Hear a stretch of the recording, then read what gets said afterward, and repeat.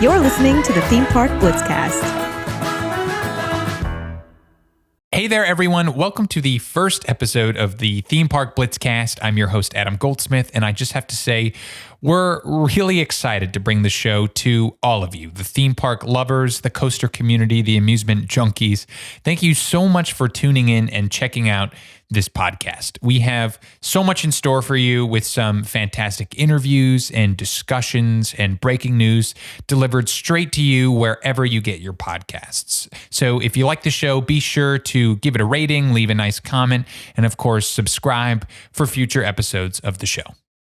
And with that, let's get straight into today's episode. Every show, we start with a recap of the week's biggest news items. And to help me talk about what that all means for the industry, I'm joined by my fellow theme park blitzer, Tess. Tess, how are you today? Hi, I'm doing good today. Thanks for asking. Great. Thank you so much for coming on the show. So starting off with our first news item of the day, we have some announcements from Cedar Fair regarding the opening dates of some of their parks. Yeah, so Cedar Fair, pretty much company-wide, has announced their opening date for their 2021 season. Most of the parks are actually opening within 2 weeks of each other from May 14th to May 22nd, May 22nd being the main date for all their parks opening. The parks do include places like Carowinds, Worlds of Fun, Michigan's Adventure, Cedar Point, Canada's Wonderland, California's Great America, Dorney Park, Kings Dominion, Kings Island, and Valley Fair. And one of the parks that are opening actually the week earlier, May 14th, is a place like Cedar Point. Yeah, that's great to hear. And I'm sure a lot of people will start marking their calendars for future visits to those parks. Also good to see the parks that didn't open for the 2020 season, you know, your Valley Fairs and Michigan Adventure, finally announce an opening date. So fans of those parks, people who live in the region can finally go visit and ride some of those rides that they weren't able to in 2020. So that's awesome. And now, this is the set date considering nothing changes from now until very May true. 22nd. Okay, so I will say it's awesome for now, and hopefully everything will stay the same. Right. So PSA, if you want those parks to open, folks, make sure to continue to social distance, wear your masks, and we can finally get some rides at the full Cedar Fair lineup. So that's fantastic. We've also got some news down in Florida from Universal Studios Orlando about the biggest new addition to the park's coaster lineup.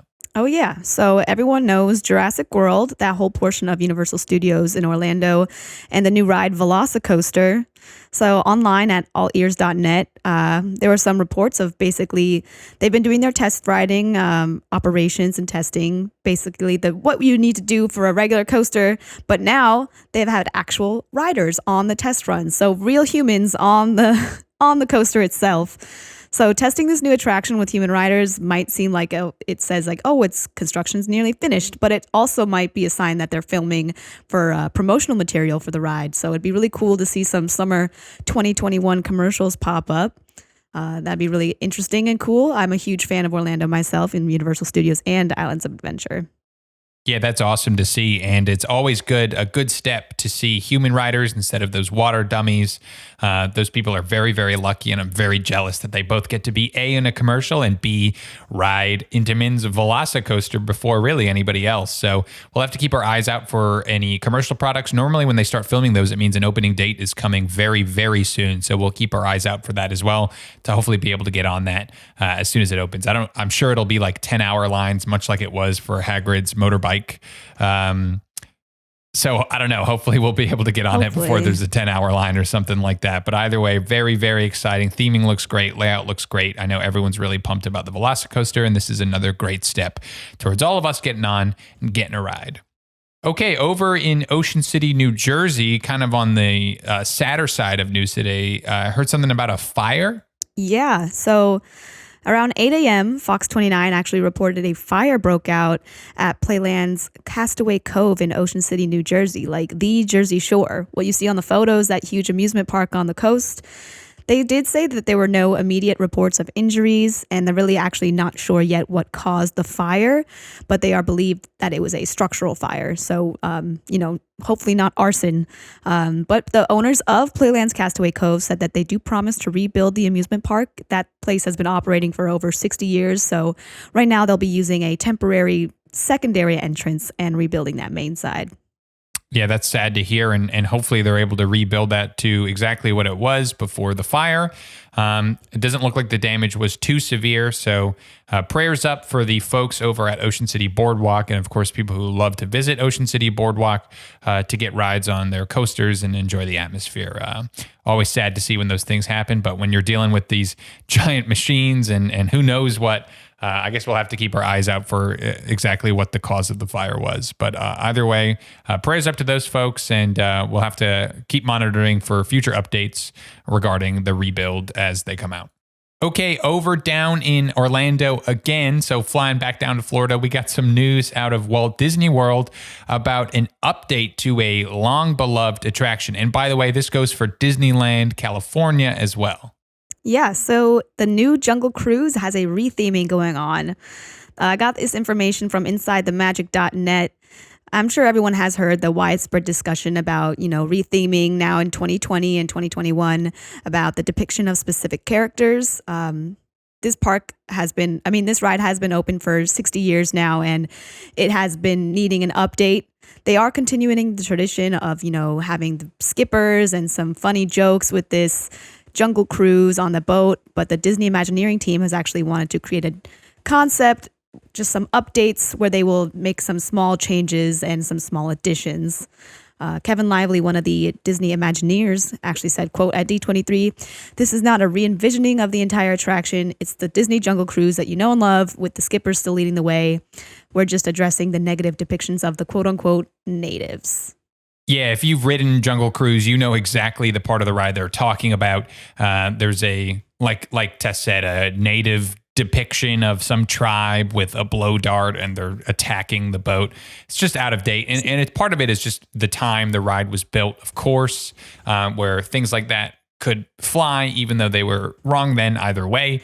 But Disney has actually been doing this with a lot of their rides, notably what made the news last year, last year. We're in January now. Last year with the Splash Mountain retheme announcement to Princess and the Frog. That's right, to Princess and the Frog, because of the connotation with some of the characters and songs on Splash Mountain being associated with banned Disney film Song of the South. So this is really just a continuation of that. But the good news is, if you're concerned, and I believe, Tess, you might have some more information on this, is this going to be connected to the Jungle Cruise movie at all? No, Dwayne Johnson is not going to be making an appearance on this ride, thankfully. The whole ride is actually not incorporating the movie at all. So just two completely separate things. Yeah, that's good to hear. I know there's a lot of people who hate the Johnny Depp animatronic on Pirates. What?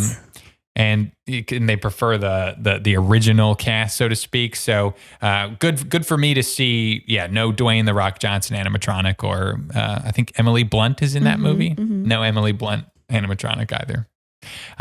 Okay, and lastly, over in California, again down in San Diego, we have some news regarding a partial reopening of SeaWorld San Diego. Yeah, so they actually just posted on their Instagram. This is like the most recent news I could find on it. They said, at SeaWorld San Diego, said, big news. On Saturday, February 6th, they are reopening as a licensed and an accredited zoo, in compliance, of course, with state safety guidelines.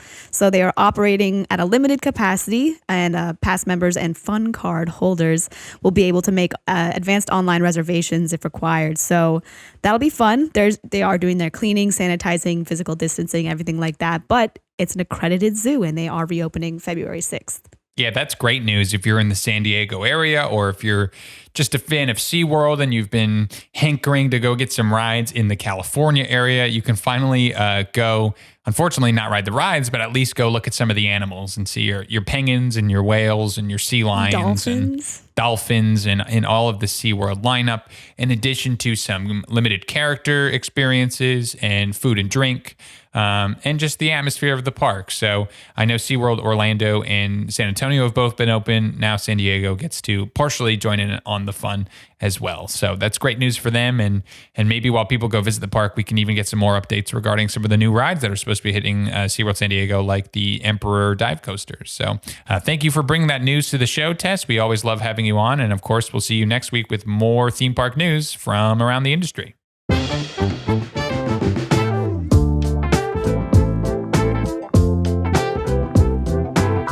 Now now moving on to the main topic of discussion for today's episode, home parks. For a long time, I've been asking myself the question, what makes a home park different from any other park? Sure, we all visit different parks across the country, around the entire world, but for whatever reason, even when we've seen the best of the best and ridden the greatest of rides, our home park often remains one of our favorites, maybe the favorite, despite it not being as good on paper as some of the other parks. Today on the show, we have a guest who knows everything there is to know about his home park of King's Dominion. As of today's date, he has 714 rides on Twisted Timbers, 386 coaster credits in general. He's a certified coaster idiot and a big member of the online coaster community. Please welcome to the Blitzcast, Airtime Myke. Myke, thanks so much for coming on the show. Well, again, let me tell you something. I've been doing podcasts for a while. I don't think I've ever had that kind of intro. Hey. I appreciate that. Like the way you spit that off is like, hey, he's doing this, he's doing that, and you make me sound like a bigger person than what I am. But I appreciate that. Thank you. No, absolutely. Hey, we're not trying to gas you up too much. Those are your Huge, credentials, and you can numbers. own them. Yeah. As I mentioned earlier today on the show, what we're talking about is home parks, and we were talking a little bit before we started here. Your home park is King's Dominion. How long have you been going to King's Dominion? Yeah, I've been attending King's Dominion for probably about 26, 27 years actually. Which is insane. Almost 3 decades, yeah. It's almost insane. 3 decades. Longer than both Tess and I have been alive. Lifetime. So not to age you too much or de-age ourselves too much there. Oh, not at all, man. Yeah, wisdom comes with age. So it's good. So what's really your first memory of King's Dominion? So my first memory of King's Dominion is actually not a good one, but it's actually pretty interesting. So my first coaster credit actually was Grizzly. And so my first memory of King's Dominion actually was I was a little kid, probably like about 5 or 6 years old, just tall enough to ride it. And that was my first coaster. And this is back when Grizzly used to have buzz bars. All right, so they didn't even have the lap good old bars. Days. And it's kind of like, so Grizzly's got, just like any typical wooden coaster, it's a little bit rough. But I like that though. So we're going through, we drop down the first drop, hit the first turn. But after we hit that, it starts, the coaster starts shaking a little bit. And I was like really, really small, skinny kid growing up, and I almost fell out. So like on one of the turns, I almost bumped out. And my dad had to like hold me down so I wouldn't fall off the coaster. And so when we got back, I was terrified. So I actually never rode Grizzly again until I was like 15. And like after that, like, I'm surprised even, you got on again. other coasters after that experience. Yeah, so it was fun. Like I wouldn't ride anything that had like a buzz bar. Like it had to have like a lap bar or something on there to make me feel like I was comfortable. But yeah, I never even touched Grizzly again until I was a teenager. That's insane. And Wow. I'm sure it's ultimately ironic because nowadays I'm sure you're like buzz bars. Oh man, this is the good stuff. And like playing around with your seatbelt and holding the lap bar up. But yeah, I've had similar experiences. I think as a kid, it all feels a lot different too. Like I remember very vividly the feeling of I'm going to fall out of a coaster. And when I look back, I'm like, or did I just not understand? But then I think sometimes I probably was. Like when you're on the fair, when you're on the Larson loop at the fair and some carny didn't buckle you in right. Like, yeah, I might have been about to fall out. Yeah, it's almost over. Either way, glad you didn't. Glad it didn't scare you too much there, or scar you for life too heavily to stop you from being an enthusiast. So you came out okay on the other side there, I think. Yeah, they're all right. Like I always say, my first experience, I got too much airtime. So and now you're Airtime Myke, so you're branded for life. That might link to the name. Yeah, I think so. So you've been going to the park, you said, for about 27, 28 years. I'm sure you've seen a lot of changes throughout the years as you've been going. So how has your home park changed as you've gotten older, going there time and time again? So, you're right about that. As everybody pretty much knows, like, it used to be a premier park prior to being owned by and purchased by Cedar Fair. And some of the biggest changes, I would say, would be the look and feel of the park, would also be the time that's been put to detail. So King's Dominion used to have a pretty much feel for just like adrenaline, right? Like launch coaster capital of the USA. We used to have Hypersonic, and we have like Volcano. These coasters don't exist anymore, sadly. But that Flight of Fear along with Stunt Coaster. So like, it should be like the launch capital. Then with Premiere being there, it's to theme all their coasters around movies. And so when you used to go to the park, it used to be, okay, well, what's the adrenaline rush that they're going to have like this year? What's going to be new? But what I've liked recently, as Cedar Fair purchased it, almost 14 years ago, honestly, almost 15 years ago now, is that they've taken time to upgrade the park, the landscaping, the field, the overall experience, the operations, the uniforms, the land. Like the landscape is probably the biggest thing that I've noticed there. How they've done pavers and they've taken care of the trees and they've made it very more presentable. Whereas Paramount, they focus primarily on trying to do their best to theme it, but not really theming it. But no, they didn't slapping really a name on there, right? Yeah. It's kind of like it's not like to disqualify them, but it was kind of like a Six Flags approach to it. And then then Cedar Fair was like, hey, we can make these parks kind of unique and get a feel. And so now all Cedar Fair parks kind of look the same, or similar, right? Like real clean, sleek. A little That's more like pricey, one of the but most you're getting important the parts for me is like how clean is the park? Do they have enough flowers and trees and like I don't know, it's the whole vibe of the place. I agree with that. So I'm thankful that they've taken the time to actually put that kind of work to the park. While we've lost a few things here, coasters lately over the last 5 or 6 years, what they've been incorporating has been a lot. OK Coasters, he made a great video if you ever watch his YouTube channel on like the change the park has had over the last like 10, 15 years, where it looks like, hey, they're moving coaster A, B, and C. They've also put in water park efforts, 40th anniversary, updating, painting the structures, renaming it, just overhauling the feel of the park to make it more presentable to families and to the guests, to give it that more sleek, upscale look, which I really appreciate. Right. It's interesting you bring it up. You actually say like, Cedar Fair theming nowadays being superior to the Paramount days. You see a lot of criticism, I think, sometimes from people who say, oh, what was the Italian job coaster now being like backlot stunt? It doesn't really, you can tell there's something missing or Top Gun being changed or Tomb Raider being changed. But it's an interesting side of things to say, hey, Cedar Fair's actually made some improvements here to improve just the overall atmosphere, take it away from that like overly commercial but not really themed side. So that's an interesting perspective. As far as rides that were removed, you mentioned Hypersonic and Volcano, and I just mentioned Tomb Raider. Do you feel like with a home park, it's more saddening or more gutting when those kinds of rides are removed because they're more closely connected to your childhood experiences at theme parks? Well, for me, it depends on what they bring in afterwards, right? Like I was a big fan of like Shockwave, for example. And sentiment it is, right? It's my first stand-up coaster and one of the first ones that made me feel like a big boy, you have to be a certain height to ride it. But as a coaster experience, right? Like it was time, right? So like it had to go. Right. So I didn't really value that too much, but like Volcano and like Hypersonic, like those hurt, right? Like those stung, like Hypersonic, especially Hypersonic, man. That was like my first like real launch thrill. Like it's still to this day my favorite launch that I've ever been on, as far as like smooth and like how it hits so fast. Like the S&S air compressed launches are incredible. But like losing out on that and losing out on, like Volcano hurt because it's like, if for the GP, like that was their favorite coaster. So that was iconic. It had the Volcano, the mountain, and like in that location facility had been through a lot of changes. It used to be Smurf Mountain, used to be a magic. Used to be like a haunted Smurf Mountain, like the slowest ride ever. Right, it was a little train that went like 3 miles an hour through the mountain. Heck yeah! To become a blast coaster, I mean that's a pretty big glow up. Yeah. Oh yeah. So. It's so some of the things I'm like like it's kind of hard, but like what they replace it with, I'm excited about, right? So even you just mentioned Tomb Raider, which went through a name change also to the Crypt, like right. as Paramount put like leaves, EDM on it or something, yeah. And it is, but like it's I'm not sad to see it go. Let's put it that way.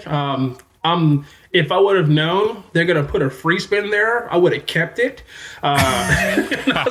So other than that, I mean, but I think some of the things that have gone have been good, and some of the additions have been tremendous. We got Dominator, 15 years ago, once Geauga Lake had its crash, so we were thankful to get a B&M Flawless. We didn't have a B&M in the park at all until that point, and that's still the only one we have.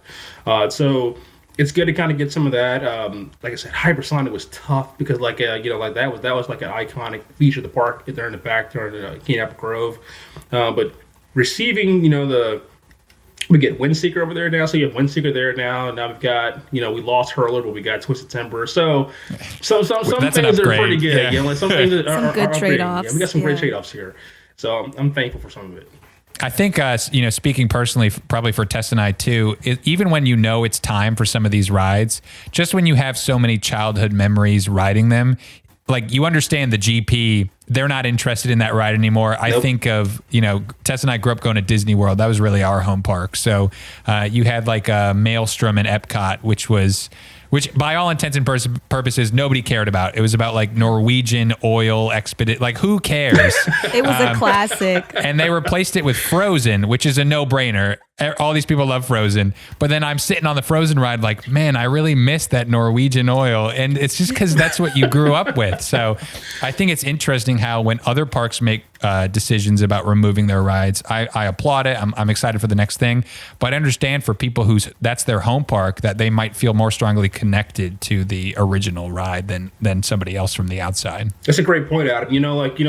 Well, like Disney, right? Like you guys were, spoiled because of that awesome theming and going in Florida with that wonderful weather. Yeah. It's 21 degrees outside right now. I'm in the middle of a snowstorm right now that we're getting currently. So, but like Disney, right? Like they've got a tough job, right? Like they've got to keep up with the changing times at the time. So it's 21st century now. It's 2021. Like what can we come in? What can we keep? And yeah, there's going to be some nostalgia, but you've also got to understand, like they're kids, right? Like they're the same age as us that are growing up also as well. Like they're attracted to Frozen, they're attracted to Harry Potter, they're attracted to these things. And it's like, okay, this is what's their timeline making now. The money.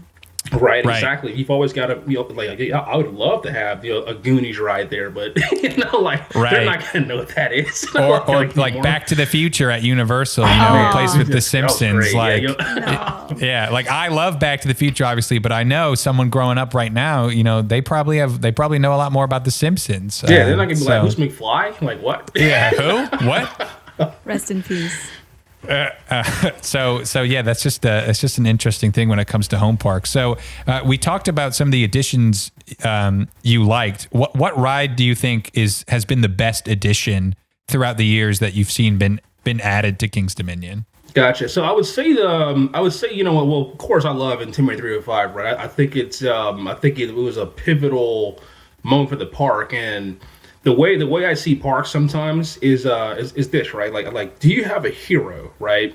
What I mean by that is, like, do you have something that's a staple to your park that makes enthusiasts or people want to come to your park? Like, do you have something that sets it apart? Like, hey, this is identified, right? And we had two of them. So we had Volcano, which was recognized. Then you got Intimidator 305. So then we had two heroes. Now you get bringing Twisted Timbers, and we had three heroes for about 2.5 months. That's awesome. Right? Right. So I love that, right? So then we have a good sign of complimentary coaches. But I would probably say when they brought in Intimidator, that was a good moment for me. Like I watched the construction of how it was being built. It's like my first ever Giga.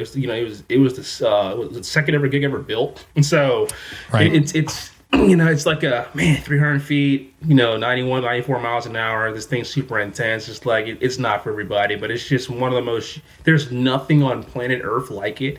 So when that arrived, and, when you go there and it's got its own plaza, so it's just like its own thing. So it's just like, you walk in just like immersed and just, massive. There's just no way I'm right. Like if you're in the GP, like you're just so intimidated to bring in the word, but like, you just look at this thing and just like, there's just no way like this thing should even exist. Were the lines like super long when it was opened? I actually was on a second ever train on I-305, and the first like year, they probably had some good lines for about a good like 35-45 minutes. But now it's like it's a walk on like everything in the park, except on Saturdays you can literally marathon and walk on it like every single day. That's Monday insane. Through Friday, it's a walk on. You can ride it like 30-40 times if you want to. Yeah, like nobody wants to. Like the public is not a fan of it because it's just too intense. One and done, probably. I imagine it's definitely not a reroutable for the GP. That's why they love Twisted Timbers so much, right? Like Timbers is like they flocked that and dominate or something like heavily. But like I-305 is more like those. I'm not putting my like 8-year-old kid in that thing. That's how you get traumatized. Like this is not happening. However, one of the things that I really admire about other parks, right? Like like Millennium Force or like Orion. Fury, right? Like those rides they're not as intense, and so it's definitely got a lot of rideability on it because it's not super intense. But I-305 that's a coaster enthusiast like dream right there. I'm just thankful that it's down the street. Like, not gonna lie, it's for sure on both Tess and I's bucket list to try to knock out really soon. Regrettably, we haven't. It's not on our credit list. But I've seen every video and it looks just incredible. And certainly that intensity that you mentioned is definitely the big draw. For. Yeah. Oh yeah. If you're into intense coasters like that is the supreme. That's number one in the world for me as far as intensity. I'd probably say those Raptor clones are probably like second. Now that I've actually ridden a single rail, but like those are, oh man, those single rails are great. But I-305 is just on its own. The pacing, the speed. It's got airtime on it. So like if people say there's airtime on this coaster, there's about 4 or 5 moments of airtime. So. And ejector airtime. So, but like, if you don't like laterals, or you don't like speed, or you don't like adrenaline, like, this is not for you. You're saying if you don't like roller coasters, don't go on this roller coaster. It's probably a good way to put it. The thrill, then get out of there. But if you like that kind of stuff, if you love those, quick transitions, speed, getting thrown out of your seat, the feeling of uncontrol, chaos, then this is definitely for you. Yeah, that's great. We for sure need to make our way down there. And so you say, I-305 being a really big moment for the park. You mentioned the addition of a free spin, which I think is probably, you're going to agree, not a big moment for the park. Where do you think down the line King's Dominion can expand their reach as far as additions? So this free spin is a pitiful, disgusting addition to the park. And if you were to ask me, like, what's the worst addition you can possibly have, this is it. At least for me. The public is probably going to love it because the reason why I don't really like the free spin is, one, Cedar Fair is not prone to clone, right? Like, they don't really do clones. Right. I do, however, think it's a means to an end. So... And what I mean by that is that, and I've mentioned this before, I think, actually, I don't think I've ever publicly mentioned this, so I'll do it here. But I think that King's Dominion purchased the Access Coaster to replace Volcano. And in return, they were gifted the free spin. And so they're like, here, you can take the free spin. Because it's a miniature one. It's like a smaller one, the regular version. But then you can have this for a year or two until we complete and finish this access coaster. So more like a package deal for buying a prototype coaster. I firmly believe that. Like I said, that's not confirmed or but I've talked to some people.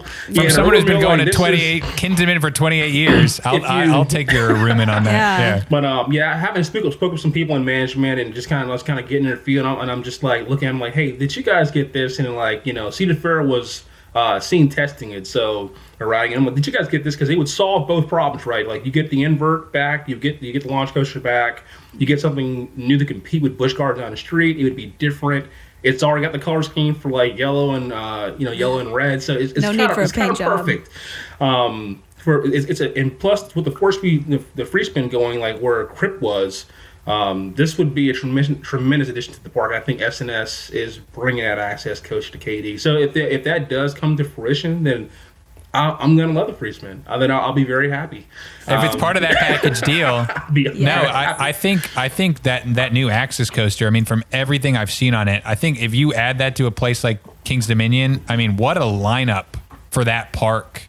That for sure. I mean, it's already on the map, but I mean that puts it on the map in a way that it's competing with some of the best parks in the country, and it already is in a lot of ways. But I think that's funny that those kind of deals happen when it comes to park management, and like as the public, we're sort of in the dark on a lot of that stuff. I'm sure it happens all the time. I know when they announced that. Free spin, my thoughts were exactly the same as yours, which is like, hey, this is a Six Flags move. Again, not to disparage it, but you're right. Cedar Fair doesn't clone as much, and that's just one of those rides that if you've ridden it once somewhere, you've got it. And I'm not I as much as I like being out of control, like you mentioned, I-305, not that kind of out of control like the free spin.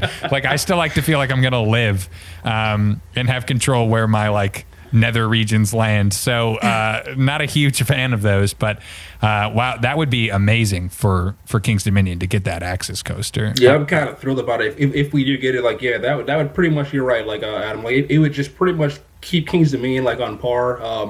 It took me this year, with the park being closed for the whole year, to realize how good the park was. I used to have it like fourth in the Cedar Fair chain, and now I've got it back to number 2. Just now that I've visited the other ones again, like, whip back to Kings Island, and good park. Like, Kings Island's a great park. I think it's a perfect GP park, right? Like they have a little bit of everything, but they don't have anything for me that just says, oh man, I've just got to get back to that park to go ride it.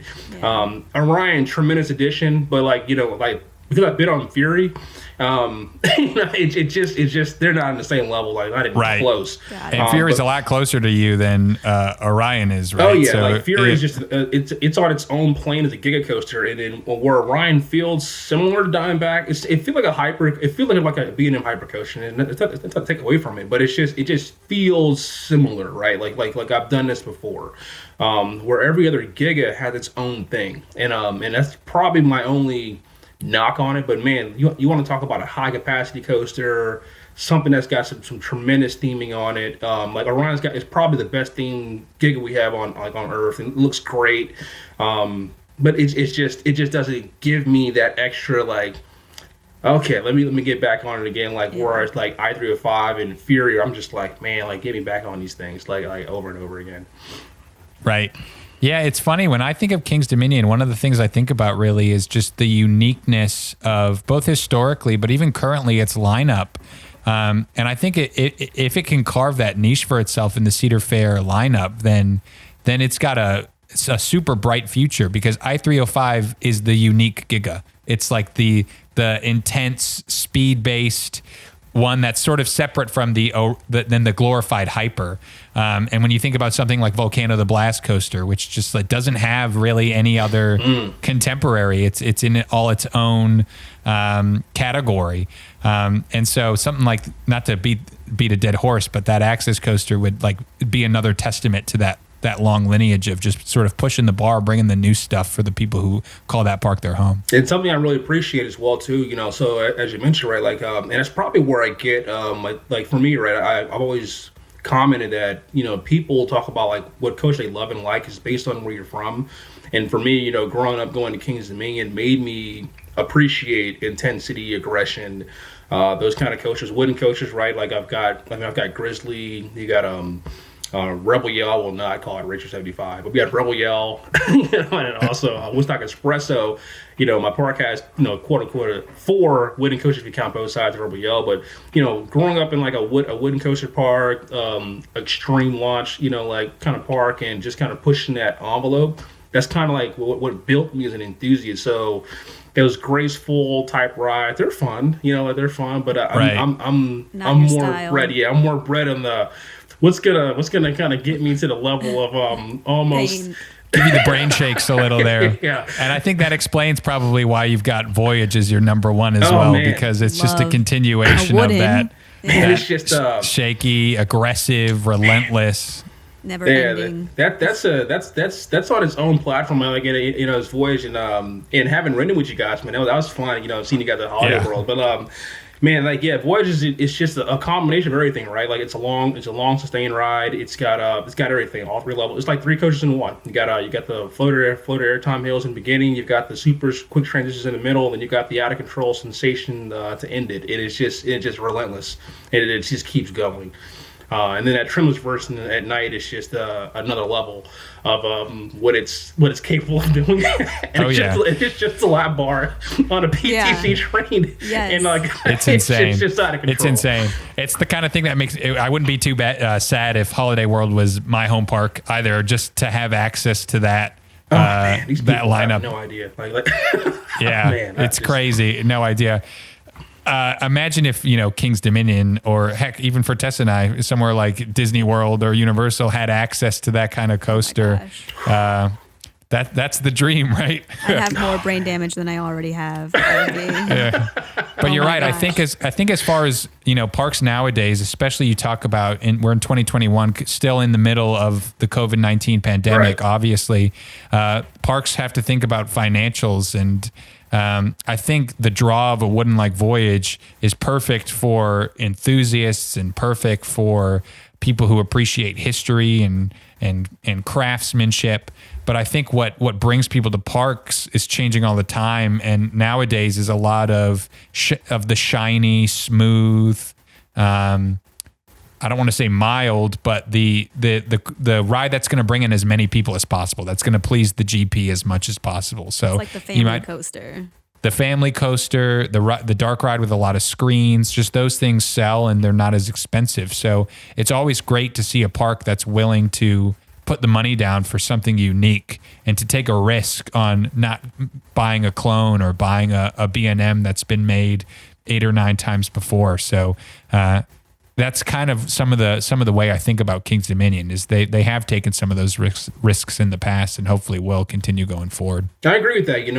The one glaring stat about King's Dominion I think it's one of the very few Cedar Fair parks that has never built an original B&M in their park. So that relocated with time to be relocated, like it's never had a built B&M there. I know with the supposed contract that King's Dominion had with Busch Gardens, where they couldn't build B&Ms, which is why King's Dominion went the path of Intamin and S&S and the other manufacturers there. But you're right, it depends on what the feel is. I know that those B&Ms are really good people pleasers, which is why a park like Kings Island and Carowinds has really invested their time with them. They bring people to the door. And that's what you want, right? You want to make money for the park, and you want to make family and guests. Like, is it enthusiasts? Yeah, I'd love to have more I-305s and more like RMCs and intense incidents, right. But we don't. We're like what 1% of the population, so 99% is going to be like people. The silent minority, I think. Yeah, we don't have a voice in here, so but like we just like the ride. But those families that come in 2 to 3 times a year, they're going to spend like $200 on 6 drink cups and funnel cakes and all that kind of stuff. They bring the money. Like I've got a season pass. I don't bring the money, right? Like I come all the time. I'm probably taking money from them. Like this guy spent $190 and he comes like 75 times a year. It's like and he doesn't buy. The amount of man hours you've cost King Dominion on riding Twisted Timbers 714 times. If you count how many shifts that is for the ride ops, I'm sure you've cost them a good amount of money. Employees, yeah. They're like, oh, there he is again. It's like, okay, like we would love to have some people in here. Are you gonna get merch? It's like, I already got it. I got it. I make my own merch. I've got my own T-shirt. Yeah, for real. Got my own. It. Yep. No, you're right, and it's like those families are really what bring the money. So it's always nice to see a park that's going to cater to families, but also understands there's this sort of underground community that is gonna worship them if they make the right decision in regards to bringing those unique rides, those intense rides, those rides that they might not claim all the records. That's the other big thing, obviously, in the industry. The world's tallest, the world's fastest, the world's, and there's so many qualifiers, the world's tallest wooden coaster built this side of the Mason-Dixon line. A park that's just willing to build a good coaster is always appreciated. That's 100% true, and as you mentioned, right, I think the addition to the Kings Dominion ride point, like they spent a lot of time in that water park, and I know you guys haven't been there. And when you guys come here, let me know, because I'll definitely come out to the park when you guys visit. But they've invested so much money into that water park, and Kings Dominion probably has, I would say, arguably the best water park in the Cedar Fair chain. It is massive. Like the water park's like 46 acres. So it's huge. Like the water park is huge, and they got definitely so much coming to in do. the summertime. And the water park is massive, and they just added more to it. So, and when you go to Kings Dominion, like while the park may look slow, the water park is where it's at. Like everybody, I would say like 60% of the people are 70 are at the water park. They just love going to the water park. Wow. So that's a big money. It's a big money hit for them, and like it doesn't cost much, right? So when you do a water park expansion, that's not going to break the bank. However, it is going to bring in people that are going to come to the park and stay for extended period of time, and especially when you park up in there in the summertime and springtime, you're not going to really spend all day. Right. Yeah. You spend all the day. Or multi-day. You end up getting a hotel, so you can do the theme park one day, the water park another day. Exactly. Yep. So it encourages multiple visits, and so I appreciate that addition as well at the water park. The water park is its own thing. So It's in the park, by the way, but like when you see where it's located, and the cool thing about Kings Dominion is how it's laid, right? Like they have the kids section in the front. They got like the middle section has like all the thrill rides and everything, and then the water park's like in the back. So like there's 3 levels of the park. And since the park is so big, because it's over 400 acres, it's technically bigger than Cedar Point. Really? So yeah, like Cedar Point, like 386 acres, where Kings Dominion is 400. Wow. And so it's pretty much like the largest Cedar Fair park. People don't even realize that. So it's massive. No, I wouldn't have thought. It's so massive. The park is so big. So like the only thing I don't like about it is the aesthetic. So like if I want to go ride like I-305, but I want to go ride Twisted Timbers next, like that's a 15-minute walk. Like, But It's too much work. Hey, I know plenty of people who use their home parks as an excuse to go get exercise. You know, it's I'll ride my bike down there. I'll take a couple laps, get a couple rides in. You know, that's the kind of thing you get when it's a home park. You don't have to worry about your hotel and your driving there. It's like it's a 15-minute ride or however long it is. I've got my parking pass. I've got my Cedar Fair Platinum, whatever, where I'm not worrying about paying. And then you go in, walk around. I mean, that's kind of the beauty of a home park, is that your access to it is so much more unlimited than if Tess and I wanted to go to any park. Cedar Point, it would be some huge logistics where we got to work out our plane and our rental car. Oh, yeah. And when it comes to a home park, it's like you wake up in the morning, it's a beautiful day. Hey, you want to go get some rides on Space Mountain? I mean, that's the dream. And so I think a lot of the times those home parks just have that place in your heart where it becomes almost part of your lifestyle to be able to just head down there and enjoy the atmosphere in a way that you can't with other parks, even parks maybe that you like more, but you just don't have the same access. Oh yeah, Adam, Tess, let me tell you something. Like that meal plan, like the all-season meal plan was one of the best inventions that Cedar Fair's ever done. It's like literally I would get off work at like 5:00 and just stop by the park, and it's only like 15, 20 minutes away from genius. That's genius. Yeah, I didn't even think about that part. Never leave International Street, right? Like I don't feel like cooking dinner tonight, so like make a 20-minute drive, go to International Street. Like if I want the burritos today.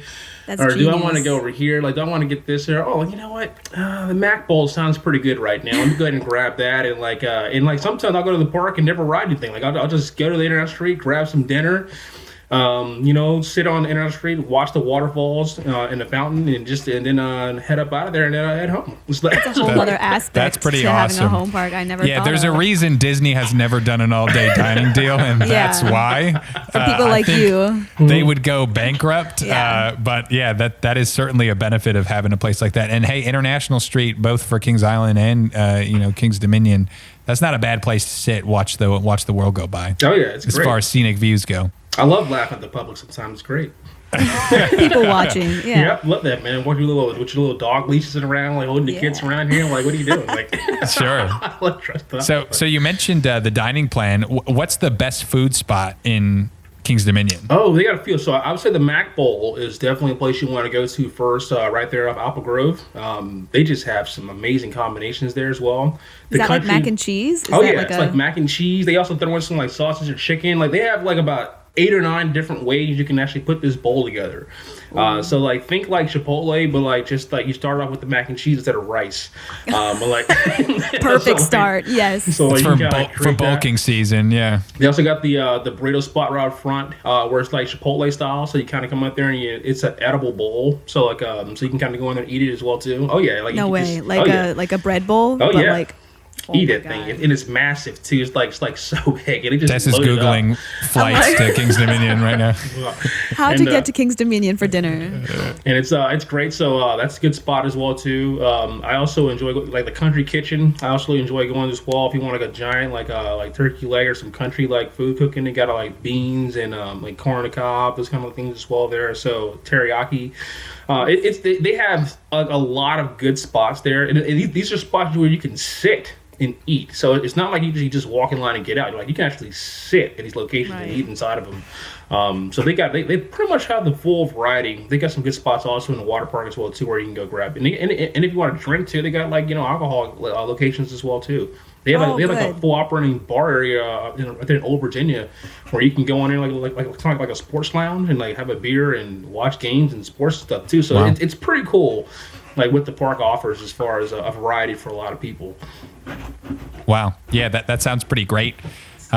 So I guess we've sort of covered all the basis of King's Dominion as far as its contents go. As you go to more and more parks, obviously you have, I think I quoted at the beginning, 386 coaster credits. That's a lot of parks. How do you find that visiting more parks around the country changes your opinion of King's Dominion? Gotcha. So it's great. That's actually an awesome question. So I'll use this pandemic for example, right? Like I said, I used to have King's Dominion ranked fourth. Primarily because I thought Carowinds and Kings Island was a better park. And then, as you mentioned, right, like I went and visited Kings Island this year. I went twice actually to Kings Island this year. And while aesthetically, right, like it looks just like Kings Dominion. Like when you walk in, it's got like the same look and appeal. They couldn't be more different parks from an appeal. Like they just. Kings Island has, I think, arguably one of the best operations like in the country. Like they run 3 trains. It's really unique, but it doesn't have like that charm look like KD. KD has a flower clock. It has the trees International Street, where Kings Island is completely like an open concept house. You know, where Kings Dominion has more like a hometown. Like, hey, I'm going to come in here. It's going to be shaded. You're going to be able to like walk through, and you can hear birds and animals and stuff around. You'll see squirrels. You know, like so like there's life happening at the park.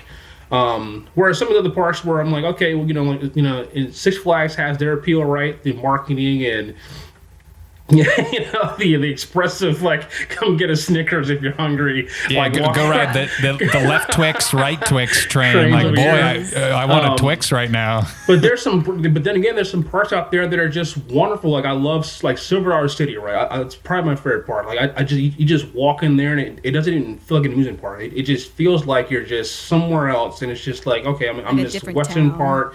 Everything has a purpose, from the trash can, which is like a barrel. Like every single aspect of the park is built into something, right? Like there's no wasted space or time, and they treat you well. They're in costumes. The whole experience is great. Where that park can tell you that it's not about the quantity, the quantity of rides, it's the quality. And that park, it's all about quality, and I love everything about that park. That Dollywood has got a great feel also. Love Dollywood. Like when you walk in there, it doesn't feel like an amusement park. Like they got shows and events where you can go to the park and not ride a coaster and still have a great day, at the park. And the food the food's amazing. Like they don't have like regular hot dogs or burgers. Like they have, skillets, like grilled, right? Real stuff, like real kind of like food. Like, oh, this is nice, like so like. I think my experiences about visiting parks is that I have an appreciation for my home park, but I also enjoy the feel and look of others. I went to Lagoon this year for the first time. That was really right in Utah, cool. Out there in Utah, just like in the mountains, and it has a great feel. It's what like Kennywood wants to be. I'd say if you've been to Kennywood, like Lagoon's awesome, right? Like the setting in the mountains, picturesque, good ride content. They treat you great, tons of flat rides, and the clientele is good. The atmosphere is very welcoming, so I enjoy that. And then my return trip here to Fiesta, Texas, after that poor experience I had last year, but like Six Flags Fiesta's got the best looking Six Flags park. Doesn't really look like a Six Flags park. That quarry wall, the waterfall, the settings, picturesque like the wind, and being able to go on that quarry wall this year, like, oh man, it's kind of just breathtaking. But when I look back on it now, I'm like, okay, well, I appreciate other parks, what they look like and what they feel, and then when I come home, like the Kings Dominion, I'm like, okay, well, I know I'm going to get here. And I'm glad that Cedar Fair has taken the time to kind of incorporate some more things like into the look, instead of just like, hey, here's Magic Mountain, we're going to throw in 19 coasters and just go ride it. Right. So, have fun. Yeah. It's interesting. I think we're very much in agreement here. I find like your home park, you get kind of used to it and you go all the time. When you finally sort of get out and visit other parks in other states or even other countries, there's a newness to it that makes it so exciting and so fresh and so attractive. But the more and more you go to, it's some of it starts to sort of blend together, and you notice some of the repeated theming, or perhaps just some of the issues. They become more glaring because that newness has washed away.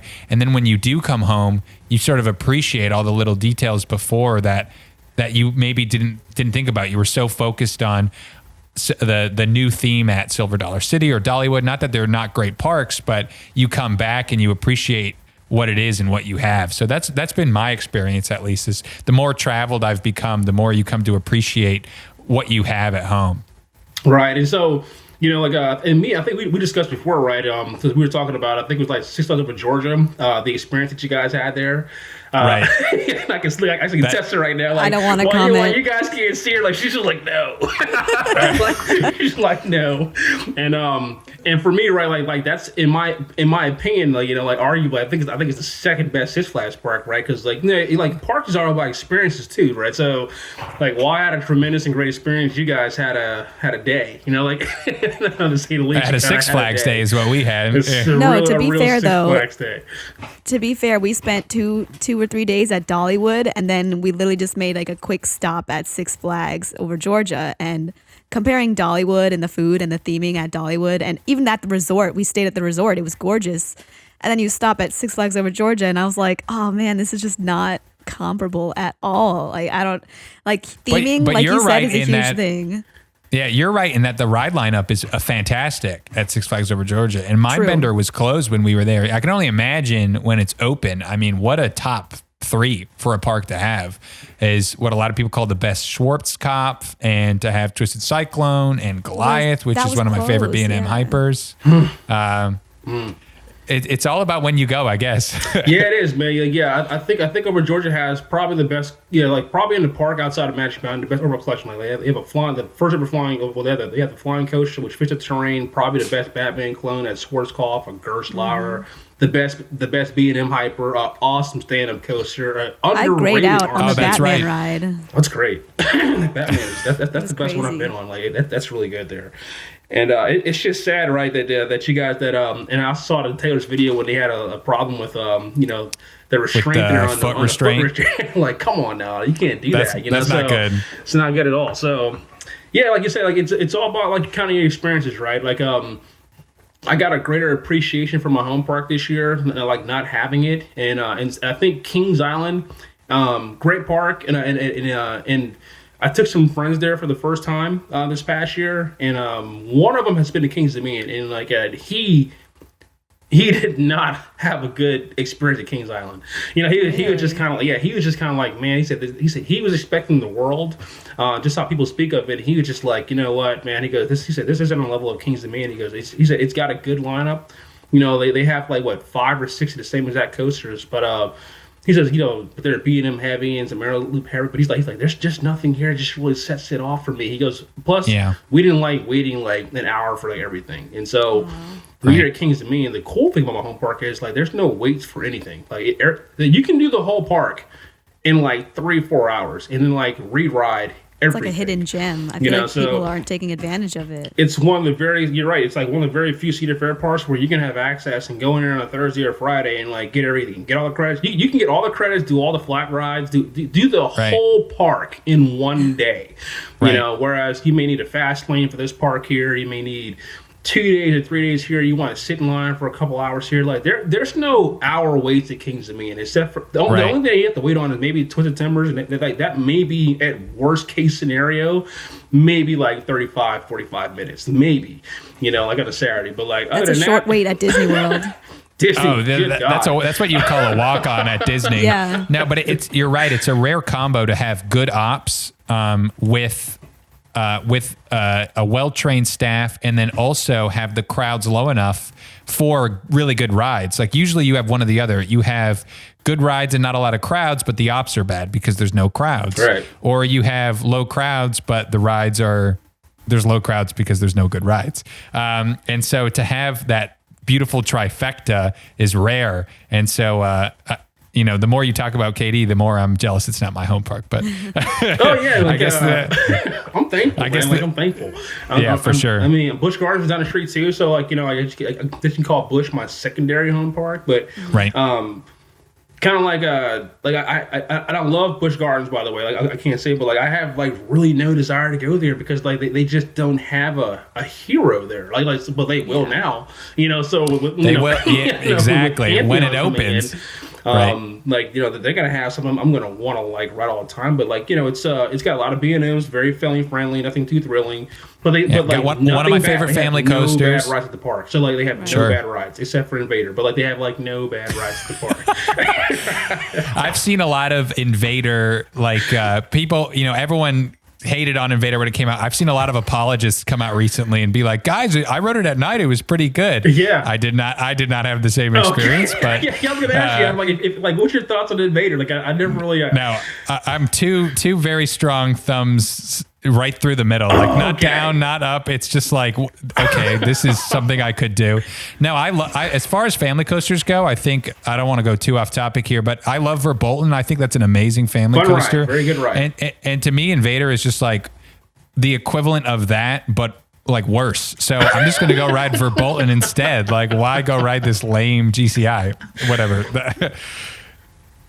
That's it's kind of I don't hate on it because like I think I just dislike it because like I know what GCI can do, and so having been around and as you mentioned, I see visit other parks, man. Like I like just Mystic Timbers and Prowler and Thunderhead and like these aggressive like wonderful like just things like And here's Busch Gardens, like at a park like Busch Gardens. Okay, they got a GCI, it's like it's got a 9-foot drop. Like Chris, it's gonna be great. And you get a it's just kind of like I'm not saying I've had better rides on Woodstock Express, but like maybe I have. That's my opinion on it. But speaking of people with harsh opinions about some of the things at your park, do you ever find yourself like vehemently defending your home park against other people's opinions? Sometimes, I'm a realist, right? So I will say this, like I'm not a homer. I will, like I said, like Kings of Maine is like my number 4 park at a Cedar Fair chain, so I'm not too biased about it until you don't have it, right? Until you when I sit back and thought about it, like okay, great. What's the difference between this Carowinds and Kings Island? Because Cedar Point's number 1. Like no one's gonna top that in my opinion. Like it just has everything. And I'm like, okay, well, what's the problem here? Like people are like, well, your park doesn't have a full line. I'm like, well, it's got a B&M floorless. It's got an Intamin Giga. It's got a RMC hybrid. Let's say we've got a bobsled, a Mack bobsled, which doesn't exist. We still have an aero looper that operates all the time. Got the first Premier launch coaster. And I'm like, okay, like, so, we have pretty much like every flat ride, an awesome drop tower. There's just like great water So we park. have everything. And now you get to say you have a free spin as well. Oh, God. It's the biggest kids section in the world, like failing kids section in the world. The park looks great. It's in a great, unique location. I'm like, there's nobody at the park. I'm like, Grizzly, underrated wooden coaster, especially at night. I'm like, good racing coaster. Like, what's your problem here? Like, what don't you like about the park? So, like, do you want to wait an hour and a half to ride something? Like, is that what you're used to? It's like, no, like not too much. Like people that actually come to the park actually like it. They actually kind of come in.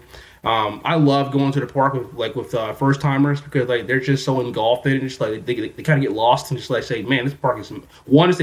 They always say it's bigger than I thought, and then 2, they said it's kind of like a full lineup, and the fact that there's nobody here. That we can just get on and ride all day and get on all the flat rides and just enjoy the park. They always agree with it. They just hate the walking, which I agree with. It's just a lot. It's a lot. Come on, it's guys. a lot of walking. God, it's so much walking. It's so much walking. Well, that's pretty cool. That I guess most people. It's nice to not have to defend your park when I think most people are in agreement. It's a pretty good one. Good park. Do you think you yourself are harsher on your home park than other people would be, or are you more accepting of its flaws? I think I used to be a little more harsher before the pandemic. Honestly, I will say that. Like I would say, like, hey, it could use, this, or it could use this, or it could be a small tweak here. But, like I said, like, when you're kind of used to going to the same place all the time, and you're just looking for something maybe a little different, new and unique. But then again, like I said, not having my home park there, when I went back, even for just the Winterfest, this past year on the last operating day that it was open, I was actually the last person to walk out of Kings of Maine this year. I just want that to be known. I'm not shocked at all. I'm not surprised. Last person, the last day of the season to walk out. But like just noticing some of the things that I didn't really notice before. a little like a plant here, or a bush here, or kind of like a statue here, or a callback to like nostalgia, like pictures of old coasters, and just kind of just getting lost in that. I was like, like this, there's just so much here, and I just think about like what's there to do. And it's like it's a real full day if you really. If you really think about it, like like as a kid, like I had a whole bunch of wooden coasters, but now as an adult, I'm like, if I ever had kids one day and I bring them here, like they're gonna love this place, right? Like especially mine, they're like, hey, oh man, they got this, and it's just running around like a brand new car with stickers on. I'm like, oh my god, let's see what this can do. What can we do here? What can we do here? It's like, I'm just like, okay, yeah, I wrote that like 20 years ago. Like, I was like, great. You got to put them on Grizzly first. Oh yeah. No buzz bars now, right? That's like, like you got a lap bar, you're not going anywhere. So like here you go, get scared. But thankfully, they actually, and that's another thing about Kings of Maine too, as you mentioned there, right? Like they take care of the park. So they just retrack Grizzly in the off season, so like that's going to be a lot smoother. They just retrack Racer. They repainted the drop tower, they repainted I-305. So like they put time and energy in, put in some brick pavers over there in the back of the park, and they revamped the front and added some more restaurants. So like they're taking care of the park. And while we may not get the nice shiny new coaster like every year, we're getting a lot of additions that actually give it a more of an overall great park experience. And that's something that being older now, I can certainly appreciate. Yeah. Right. Yeah, that's awesome. One last question for you here, just about Kings Dominion in general. What are your predictions for the abbreviated 2021 season? I think we reported earlier opening May 22nd, I think. Yeah, so Kings Dominion was thankful enough to think about me. So like, my birthday's May 21st. So they're like, hey, like we know it's his birthday, and Kings Dominion usually opens up in March. So like they're like, you know what? Airtime Myke was the last one to walk out of the park. We're just gonna go ahead and open on his birthday. And I'm like, thanks guys. I appreciate that. There are worse birthday presents. You gotta be the first person to walk in. Thank you letter. Yeah, you're right. I gotta like get there like at 6 in the morning, just like like be the first one to walk in. Like bring last the one out, first one in. Some continuity. Yeah. Right. Do like a little camp out there on the 21st on the actual birthday, whatever. Like in the front, just pull up a tent. Have a little fire going on, and have a dream. Pre-game party before we go in and ride the Giga that I haven't been on over 500 days. So I'm like, hey guys, let's go in. But like I'm looking forward to what they're gonna like, how the park's gonna be open, and how I'm curious about the pandemic, right? Like the park was already like not full of people prior to COVID, so I'm not sure if it's gonna be any. It might be better for me, right? Like now there's really nobody gonna be there. So, right. But with the vaccines being distributed, I hope it brings people back to the park. And I honestly wonder if the crowds are going to be bigger because people are going to want to go outside and do actual activities. Like, hey, something's actually open that we can go, and it's an outdoor activity. So it's very true. I wonder. Very true. I hope so, because I know with that shiny new Pantheon opening up down the street, like people might just like skip past Katie and like, do we want the free spin or do we want the Intamin? I know people who might take the free spin, and they're welcome to it, but yeah, you'd probably catch me at the shiny new Intamin. But hey, that's great for you as far as getting more rides and getting back to the park that you love, and getting to finally get on that coaster after whatever. I'm sure you have a day count going, 500 plus days of not being. It'll be 508 days since I've been on I-305. I'm sorry, since I've been on Timbers. I-305 is longer because like it's not open during Winterfest. So, right. Yeah, that's You're going through withdrawals. Yeah, I'm just kind of like, well, it's one of the best top twos at any park, and I'm just like, man, I'm just really excited to kind of get on there. I'm not riding that free spin this year, by the way. But people are like, are you gonna get the new credit? I'm like, no. You're protesting. I'm not riding it. I will not ride. You don't want to fill that credit list with duds. I'm one of those people where it's like, if I know it's going to be a bad ride, I'm not one of those people who really needs the credit. So, I have a free spin credit on a beautiful Batman the Ride, which was a tremendous experience. I got the first one. I've knocked it out. All other 40 free spins, I have ridden you. I have ridden you. I'm not going to count you on my credit list, but it's done. So I'm glad you've joined me. It gets worse, Adam. It gets worse. Well, hopefully I'll never have to experience. Maybe I can get convinced otherwise. Maybe King's Dominion's new free spin will be my second I'm ever. sure if you drink enough beers, you'll be able to get on there. No, it gets even worse there. But I appreciate the moral support. Either way, the King's Dominion's got some theming on. It's got some great paint job on it. It makes it separate from all the others. Like, well, let's hope they can bump the theming up from the crypt to whatever the 4D free spin is. Bring back the crypt. That's what I'm gonna do. Like, I'm gonna have a shirt when I go to when I walk by. It says "Bring back the crypt." We can start the hashtag right here on this podcast. Hashtag Bring back the crypt. You can tag Airtime Myke in that, and we can get that. We can get that going. Dave's a Huss free spin over SNS free spin. I just. Either way, we hope you have a great 2021 season at King's Dominion, and for everyone listening at your home park, we hope you have a great 2021 season there as well, getting to ride the rides you love, and being able to get back on some of those coasters that maybe you didn't appreciate before, and now they might be in your top 10, heck, your top 5, or maybe even your top 1. So, Airtime Myke, thank you so much for coming on the show today. Thank you. Thank you for sharing your wisdom about King's Dominion, and hopefully we'll see you there someday, bright and early, ready to ride I-305, the free spin. I'm going for the Mac Bowl. I don't know about you. The Mac Bowl, whatever is in store. We'll be sure to hit you up for your experience. But thanks so much for sharing. And go ahead and plug anything you have. Where can we find you on social media? Sure. Well, first of all, thank you, Adam and Tess. I really appreciate you guys bringing me on here. Like, I always enjoy watching you guys' YouTube channel. Theme Park Blitz is great. I love watching you guys go through and just enjoy time. I always enjoyed your time in company as well too. You guys were amazing when I first met you as well too. You. And you can. I don't really have a lot of social media platform. Just one. That's just going to be Airtime Myke. And that's Myke with a Y on Instagram. So that's Airtime_MYKE. That's where you can find me. And dedicated free spin hater. Catch me on Trivia Tuesdays.